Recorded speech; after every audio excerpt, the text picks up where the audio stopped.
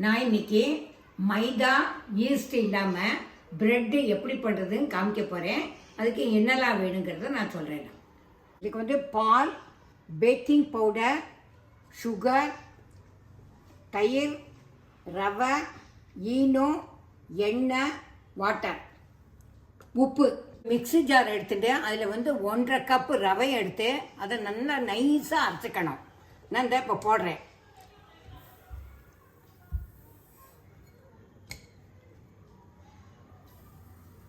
இதை நல்லா அரைக்க போகிறேன். இப்போ நல்லா பவுடராக எடுத்து நான் வந்து இப்போ வந்து தயிரை விட போகிறேன்.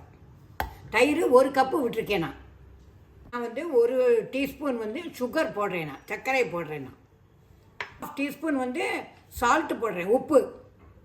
2 டீஸ்பூன் வந்து ஆயில், எண்ணெய்.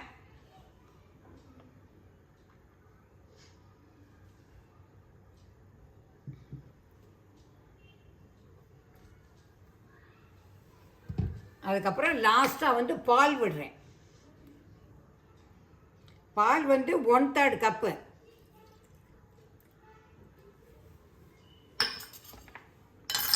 இப்போ வந்து மிக்சியில் வந்து நல்லா ஸ்மூத்தாக சாஃப்டாக அரைக்க போகிறேன். நான் நல்லா மிக்ஸ் பண்ணி நல்லா அரைச்சி வச்சாச்சு. இப்போ நான் வந்து இப்போ வந்து ஒரு பேக்கிங் ட்ரே எடுத்திருக்கேன். அதில் வந்து பேக்கிங் பேப்பரை வந்து இப்போ நான் வைக்க போகிறேன்.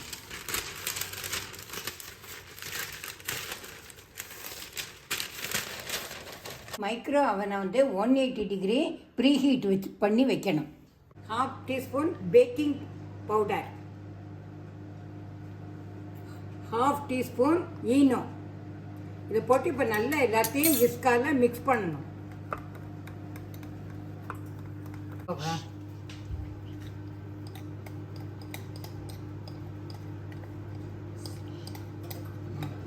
எல்லாத்தையும் இப்போ வந்து இந்த ட்ரேல வந்து விட்டாச்சு.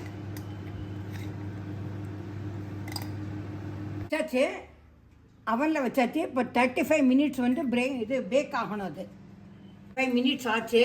ப்ரெட்டு வந்து நல்லா ப்ரௌன் கலர் ஆகிடுத்து. இப்போ எடுத்து ஒரு 3 மினிட்ஸ் கழித்து அதை வந்து கட் பண்ணலாம்.